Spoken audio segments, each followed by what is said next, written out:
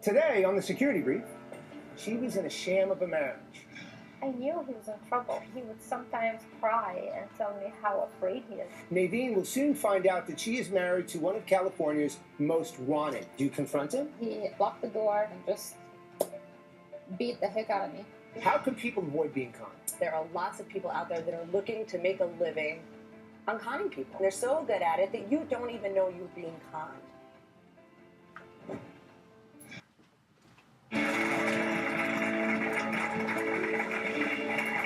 Welcome back to the security brief. What does the average con artist look like? Despite what you may think, he isn't always a shady-looking character. He's an expert at looking at pretty much however he wants to or needs to. But luckily, you don't have to be a professional to catch a thief. So, here to share tips on how to avoid being a victim of a con is licensed private investigator Bari Kroll. Bari, so glad you made it back. Good to see you again. It's great to Thank see you you. again. Absolutely. So Bari, take us through this when we start talking about a con artist. Are there different types of con artists, and what should people be aware of?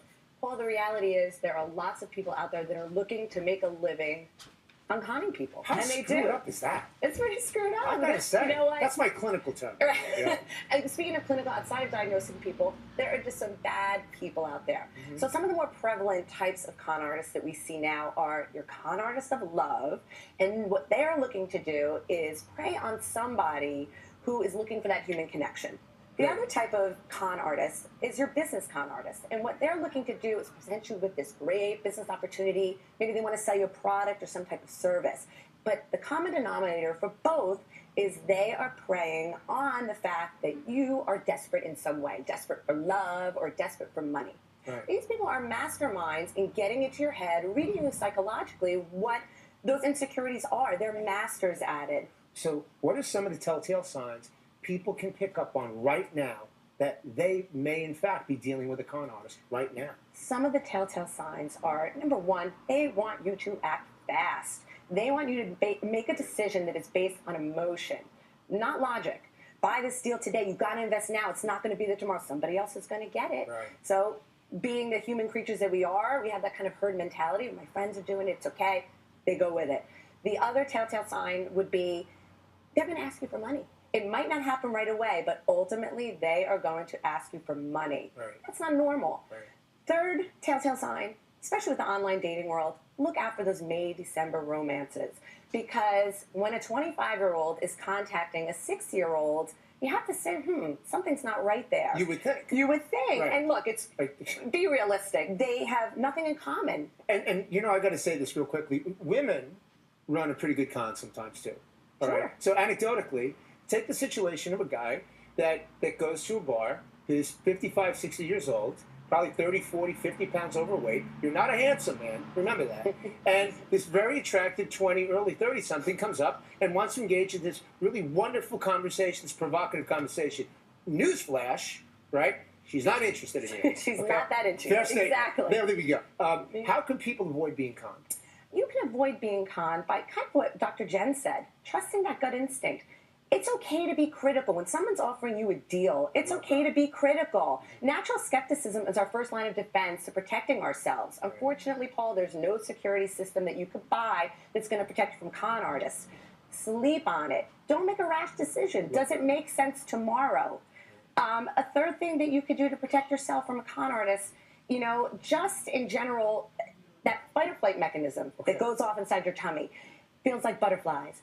We've come to think that, that means love or that means excitement. No. That means walk away, run away. Yeah, that means something's this not is bad. safe. Right. Something's not safe. And one of the things that I've seen over and over in my career, and Madoff really became the king of this, was tell someone no. What's the one thing that people want more than anything else? What they can't have. Tell someone, we're not accepting new patients. Oh, well, that means I've got to go there, right? All Madoff ever did was say no. That's all he did. Kind of that reverse psychology. Exactly. All he did was say no. Someone said, look, I got $10 million I want to invest. He'd say, look, let me get you with somebody else. 10's a little shy for me. My threshold's 50. But whenever you get to that 50, I'd love to work with you. Oh, I got 50. I got 50. Brilliant. Here's my 50. Brilliant. Right. They're all brilliant. But He's wearing the opposite side of pinstripes right now, Right. which is a bad thing. Right. What should people do if they feel like they're being conned? If you feel like you're being conned, number one, if you're still in a relationship with this person, cut them off. Stop the communication. Protect whatever assets you might have left. Change your passwords. Close those bank accounts.